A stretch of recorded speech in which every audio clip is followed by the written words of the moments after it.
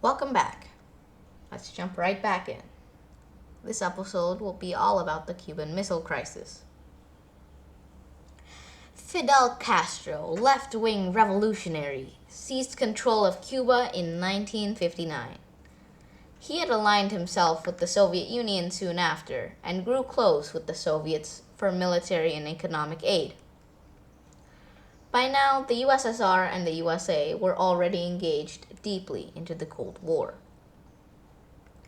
However, as Castro sided with the USSR, that meant the US was now the enemy. And unfortunately, Cuba's location is not too great in that case, considering they were in the Gulf of Mexico. Tensions skyrocketed as the bond between Cuba and the USSR grew stronger. Fidel Castro heavily relied on the USSR, and so the bond grew stronger. And because of this, the US flew flights of U-2 spy planes high above their anti-air defenses until one day, Major Richard Hazer of the US Air Force photographed a Soviet USSS-4 ballistic missile being assembled on the island, getting ready to launch. Hazer immediately reported back to US command with this evidence, and President John Kennedy at the time was briefed and called together a group of advisors known as ExComm or Executive Committee to diffuse and find a solution to the issue. For the government, this new evidence was urgent and needed to be used. Premier Nikita Khrushchev had sent these missiles in secret to Cuba in unidentified transport ships.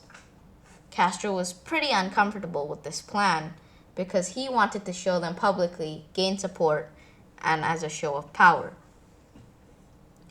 This made their relations a bit of a struggle, but Castro really had to give in because they had no other choice, and he needed those nuclear missiles. Soon after, Hazer photographed them, and this is where we are now.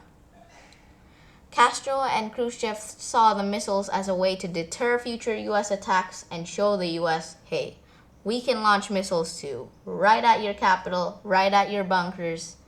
Be scared. ExComm determined that Soviet missiles in Cuba were intolerable, unacceptable, unbelievable. They very thought of the real threat of a nuclear war was quadrupled with these missiles that could strike the entire US. In a television broadcast, President Kennedy stated that the US was prepared to use military force if needed to neutralize this breach of security and protect the world from all-out nuclear war. Some people say that this was the closest the world has ever been to all-out thermonuclear war that would have completely annihilated all of the human race. The world anticipated a Soviet response. Of course, the Soviets would not just pull out their nukes. The US decided to put on a blockade disguised as a quarantine. This blockade would search and stop any ships trying to get into Cuba or out of Cuba. Single U-2 spy plane was shot down over Cuba in this entire crisis, and this was regarded as the sole US casualty of the entire debacle.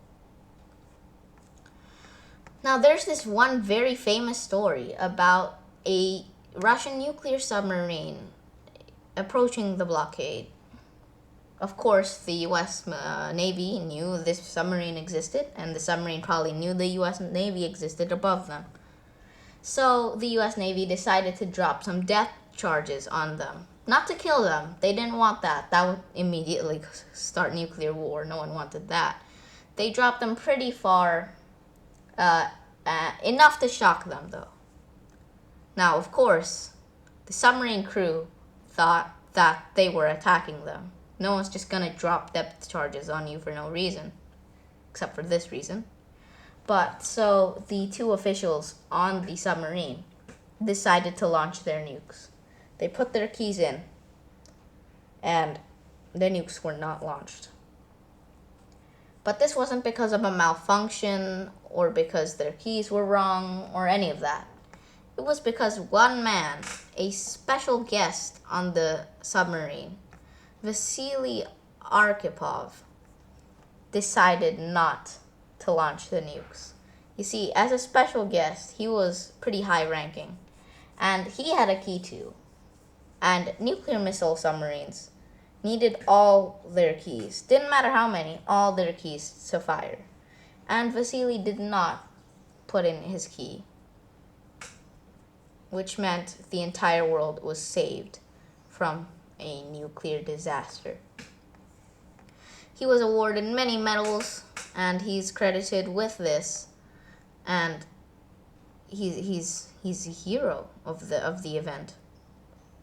Eventually, the Soviets, gave up because they couldn't move in more missiles due to the quarantine, and the deal was struck.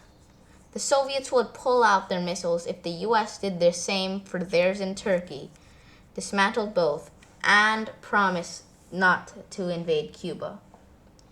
The US had to accept. There was no other way.